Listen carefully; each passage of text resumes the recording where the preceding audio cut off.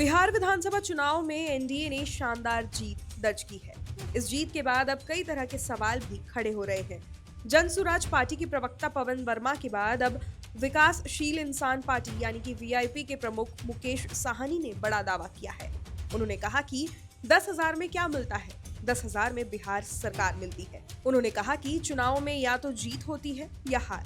महागठबंधन को अपेक्षित सफलता नहीं मिली, एनडीए विजय हुआ और मैं एनडीए नेताओं को बधाई देता हूं, लेकिन उन्हें जनादेश नहीं मिला है, वे पैसे के बल पर जीते हैं। सुनिए उन्होंने क्या कुछ कहा। चुनाव में अगर किसी को पैसा दिया जाए तो ये अपने आप में बड़ा सवाल है। देश में रील में चल रहा है कि अगर 10,000 में क्या मिलता है तो 10,000 में बिहार सरकार मिलता है। तो ये अपने आप में आश्चर्य वाली बात है कि देश में इस तरीके से चल रहा है। और पहले रात के अंधेरे में कुछ लोग जो पैसे वाले होते थे, दबंग होते थे, गरीब को पैसा देकर वोट खरीद लेते थे और सरकार बना लेते थे या विधायक मंत्री बन जाते थे।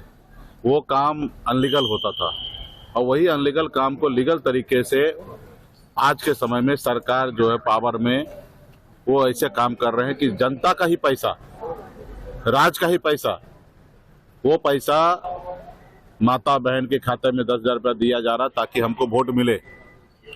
और माता बहन ने उनको मदद किया, जिताया। युवा, देश के राज्य के जितने भी युवा है वो महागठबंधन के साथ था, इसलिए हमारे पास 38-39% वोट है। वोट तो पिछले 2020 में जितना हमको प्राप्त हुआ महागठबंधन का, उससे अधिक वोट हम इस बार भी प्राप्त हुआ है।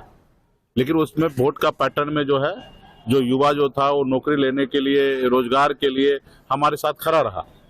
लेकिन हमारे माता बहन का एक बड़ा संख्या महिला का जो वोट है वो एनडीए को गया है। ये जो हम लोगों का फर्स्ट दृष्टिकोण से दिखा है। उन्होंने आगे कहा कि महिलाओं को खुलेआम पैसे दिए गए और महिलाओं ने उन्हें वोट दिया। युवाओं ने हमारा समर्थन किया, लेकिन महिलाओं, जिनकी आबादी बहुत बड़ी है, ने एनडीए को वोट दिया।